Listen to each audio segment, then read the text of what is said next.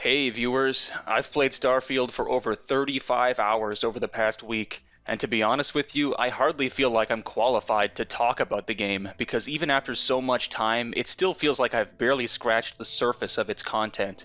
I would need 300 hours to confidently say I know the game like the back of my hand. As it stands right now, I only just finished the main quest, and I've done the Ryujin Industries and Freestar Rangers faction quests so far, along with some other side quests of varying length and quality.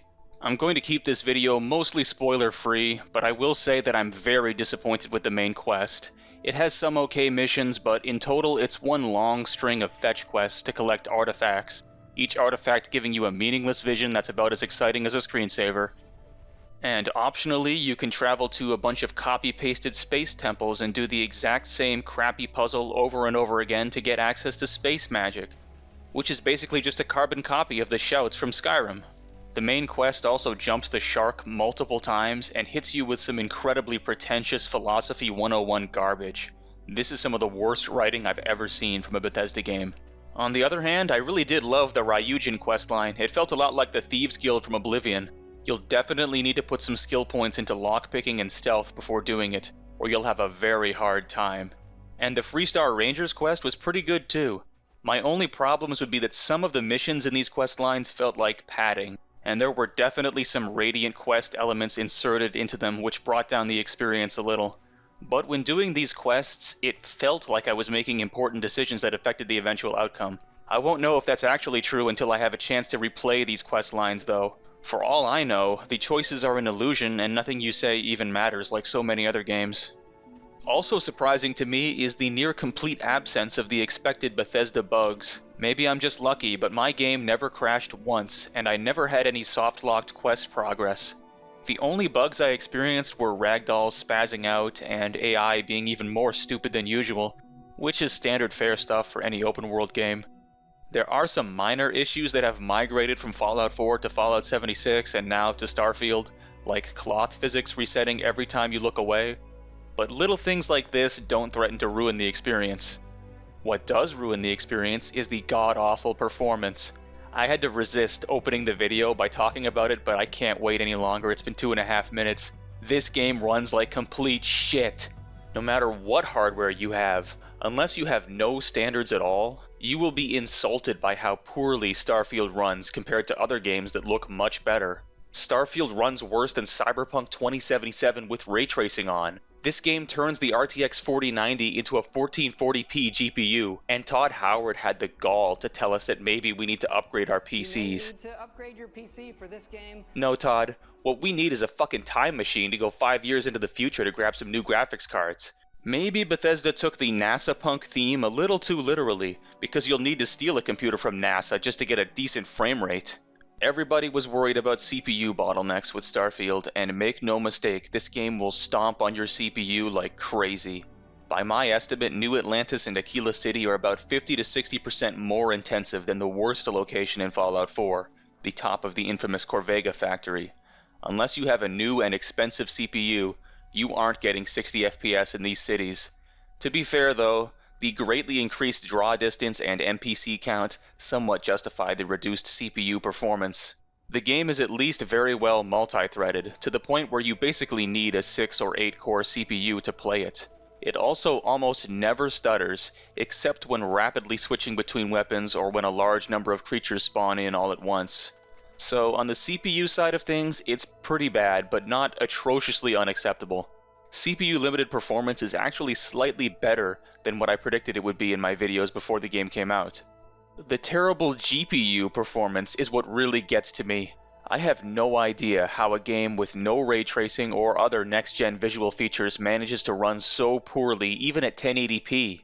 It seems as if Bethesda, like so many other developers nowadays, decided to use upscaling as a crutch to avoid optimizing their game properly. The graphics presets even come with upscaling enabled, almost like they thought they could trick us into thinking the game runs better than it does. But anyone with a functioning pair of eyes can see the smearing, aliasing, flickering, and ghosting caused by Bethesda's awful implementation of FSR2. And at AMD's behest, Bethesda deliberately neglected to add DLSS and XeSS support to the game, which would have been easy because modders managed to do it in just a few short days.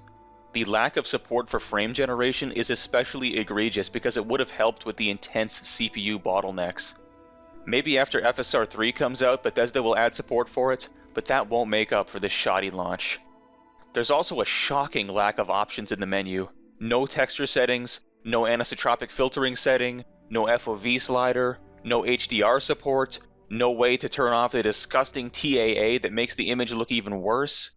My god, is it awful. When I make videos about Starfield mods, the first mods I'm going to look at will be ones to increase the piss-poor performance and add missing graphical features because this is unacceptable. At least it runs better than Star Citizen, but that's not a high bar. Now, I could rant about the frame rate for a lot longer, but there are other, much bigger problems with this game. These problems are so overwhelming that I consider Starfield to be a failed experiment. In another one of my videos, I posed the question of whether it's possible to generate a height map, plop down some rocks and prefab structures, and end up with anything even remotely approaching the brilliance of a handcrafted world like Morrowind's Vardenfell. Well, folks, the answer to that question is here, and it's a resounding hell no.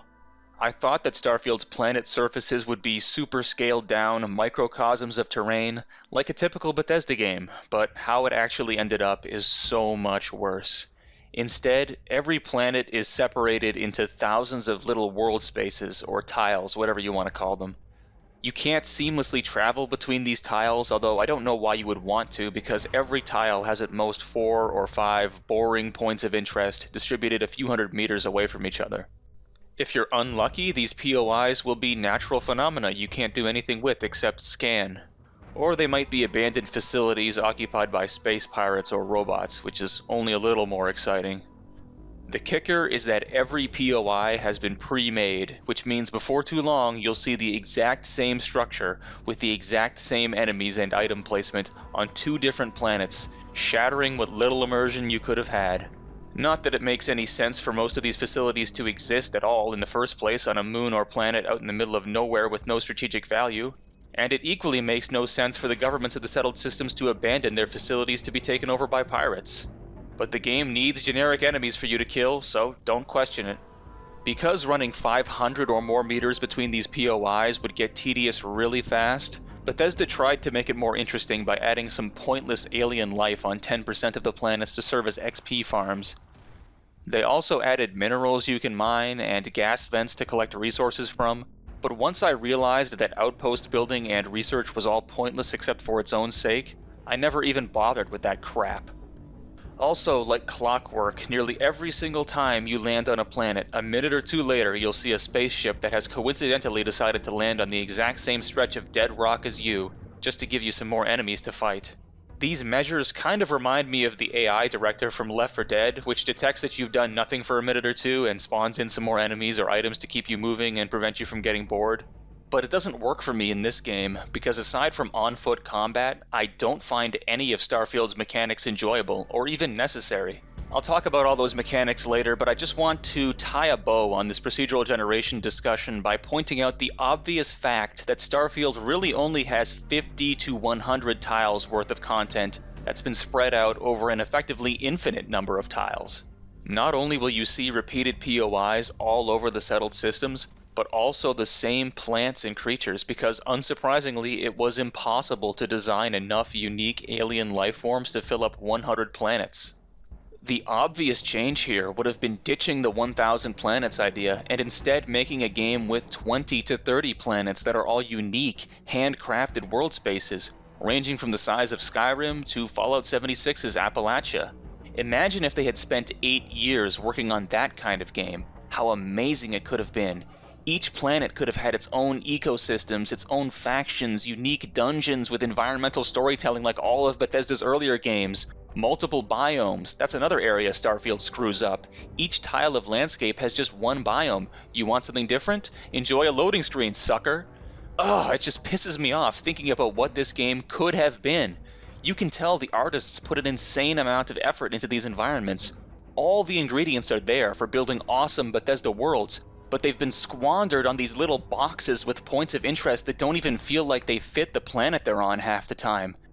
For example, this planet's surface temperature is over 300 degrees Celsius. You'd think this computer, notepad, and foam cup would be melting by now, but not in the magic world of Bethesda land.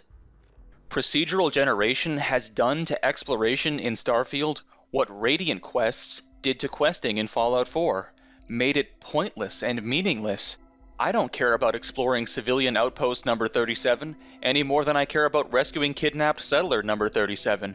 And exploration is the heart of the Bethesda formula, much more so than quests. You know, you could cut some of the quests from Skyrim. You could cut horses, take out enchanting, remove some more schools of magic, and it would be a worse game, sure, but it would still recognizably be Skyrim. You can amputate some limbs while keeping a patient alive, but removing the open world would be like driving a knife right through Skyrim's heart. The game would be dead. And that's what Starfield does. Imagine if Skyrim's gameplay loop was just teleporting between dungeons and towns that aren't even connected to each other. Just think about how terrible that would be. That's how it is in Starfield.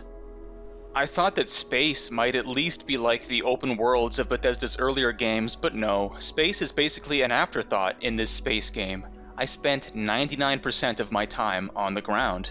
The spaceship is nothing more than a fast travel device. You can't even go from one planet to the next without grav jumping. I barely even bothered upgrading my ship besides painting it purple, for two reasons. One, the game never explains how the spaceship builder works, and I didn't care to learn. And two, you're almost never in your ship anyway, so what's the point of customizing it?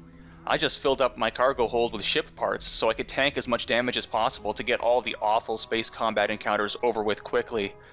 I don't like this portion of the game, so I'm actually glad it's mostly optional. I didn't bother with Outpost building either. I just stored all my stuff inside the mansion you get with the Dream Home trait. From what I've heard, building Outposts is completely pointless except for its own sake. Maybe if Outposts were the only way to craft important items like ammo and med packs, it would be worth investing in them, but that's not how it is. Speaking of crafting, I chose the chef background, and not once was it ever useful. All the meals you can cook heal you for a pittance. You're much better off just using one of the medpack types. And my background never came in handy in dialogue. It was only acknowledged once or twice without changing anything. I have to imagine all the other backgrounds are equally disappointing. My experience was also damaged because I tried to make a melee character, and that was a big mistake because melee is far more neglected in Starfield than it was in Fallout 4. And it was pretty neglected in Fallout 4. There's only about a dozen or so melee weapons in the entire game, and they are all one-handed blades. There's no sledgehammers or baseball bats or battle axes. It's all one-handed, so Bethesda could reuse animations and save money. What's even worse is there's not a single unarmed weapon in this game. There's no boxing gloves, brass knuckles, or power fists like we got in Fallout 4. What the fuck, Bethesda? So much for having more weapons than all your previous games. Yeah, there's tons of ballistic weapons, and a decent number of laser and electromagnetic weapons, but aside from that, there's less variety than ever before. Combat arenas are just as, if not more, vertical and open than they were in Fallout 4, which makes it difficult to use melee or unarmed without getting shot to ribbons from 100 different angles. Eventually I gave up on trying to make a melee build, and started using guns instead, only relying on melee to kill weak enemies or to deal the finishing blow for some extra health. And get this, you can't upgrade melee weapons at the weapons workbench. Even Fallout 4 had a handful of token options for melee weapons. Starfield has literally nothing. You can't even rename melee weapons to make them easier to find in your inventory. And even guns and lasers and EM weapons have less upgrade options than we had in Fallout 4. It feels like weapon modding is a vestigial feature Bethesda put the bare minimum of effort into maintaining. But they made sure as shit to add a skins option for every single gun though, so they can fleece us with microtransaction skin packs later. Another big problem with Starfield is a serious lack of enemy variety. Most of the time you're fighting humans in spacesuits who all look and act the same, whether they're spacers or ecliptics or pirates or whatever. Occasionally there are also turrets and generic-looking robots you can fight too, but aside from that there's nothing but alien fauna to kill. And they're just a waste of bullets. Compare that to Fallout 4, which had super mutants, feral ghouls, synths, guard dogs, and all sorts of mutated wasteland creatures to fight. Starfield feels like a massive step behind in this regard. Why are there no dogs? Humans would never leave Earth without bringing their pets along. Why isn't there some kind of zombie enemy to replace feral ghouls? A zombie virus would be a great explanation for why all these outposts are abandoned, but nope, we get nothing. Starfield's combat is the best part of the game, but it feels like more of a side grade rather than an upgrade from Fallout 4. Yeah, animations are better, but ragdolls feel worse than Fallout 4, and Starfield has no gore at all, except for some ugly-looking bullet wounds that don't even appear half the time. Enemies are just as spongy as they ever were, and level scaling is still present. Even in low-level systems, you'll still encounter pirates that are the same level as you. What that number on the galaxy map is supposed to mean is beyond me, because it doesn't seem to do jack shit. I guess third-person view is a little more usable now, but it still doesn't line up properly with first-person. For example, you can move while attacking with melee in first-person, but you're locked in place in third-person. In typical Bethesda fashion, instead of fixing the underlying engine problem that causes first- and third-person animations to be desynchronized, they just disabled perspective switching during moments when you'd notice it, like while you're reloading. In another completely on-brand move, Bethesda removed the local map entirely since it was becoming more and more useless each game as the level design became more and more modular. In Fallout 4, it was basically unreadable, and rather than fix the issue for Starfield, they just half-assedly replaced the local map by adding the clairvoyance spell from Skyrim to your scanner. So good luck finding a shop in New Atlantis or Aquila City. There's no map to help you out. This game oozes laziness from every pore. The UI is absolutely terrible. Who the hell decided it was more important to fill up half the screen with a useless preview of the item you're transferring to a container instead of, I don't know, the contents of the container I'm transferring items to? And why is there a large fonts option but no small fonts option for PC players? I know why. Because Bethesda knew that modders would improve the UI within the early access period, so why should they give a damn? This game is insulting. There's nothing truly innovative about it, even if you judge it solely by the standard of Bethesda's other games. Fallout 4 had a better UI, a better economy, better settlement building, and a better crafting system at launch than Starfield does. Skyrim had better exploration, better lore, world building, and it had a horse you could use to move a little faster. Seriously, how do you make a game where you have to travel up to a kilometer to get anywhere and not add some kind of vehicle to speed that up? The decisions made during Starfield's development are mind-blowing. I don't know how this game took 8 years to make. They must have lost a lot of time during COVID, and wasted even more time upgrading their engine to add procedural generation when they should have been upgrading it to support vehicles, get rid of all the loading screens, make space to ground travel seamless, and give us better performance. I don't like number scores, but Starfield is a 5 or 6 out of 10 for me, and that's only because I like the combat, and it absolutely does have some great side quests, arguably among the best Bethesda has ever made from what I've experienced so far. But that doesn't make up for all the flaws and missing features I've detailed. Of course, the book isn't closed on Starfield yet, far from it. No matter what else happens, 3 or 4 years from now, I can guarantee Starfield will be the best Star Wars game ever made, or the best Star Trek game, or whatever sci-fi franchise you want, all thanks to modders. The generic, empty wastelands of Starfield's planets make a perfect blank canvas to paint over. The modding scene for this game is only getting started, and it's going to be massive. Skyrim doesn't have staying power because it's a great game. No, it's the modding community keeping it alive. Starfield will be the same way. I just wish Bethesda could have delivered a great experience on day one for a change, but nope. Starfield might not be their most buggy and broken release, but it certainly is their most disappointing for me. My recommendation would be to wait a year or two before buying Starfield. At least wait for a sale, because this game is not worth $70. Hold off until you can get it for $40 with all the DLCs included, and you'll have a much better experience. That's all I have time to say. It's a shame Starfield turned out the way it did, but don't worry. I'll still make videos about mods that try to fix its many problems, so stay tuned. Toodles, everybody.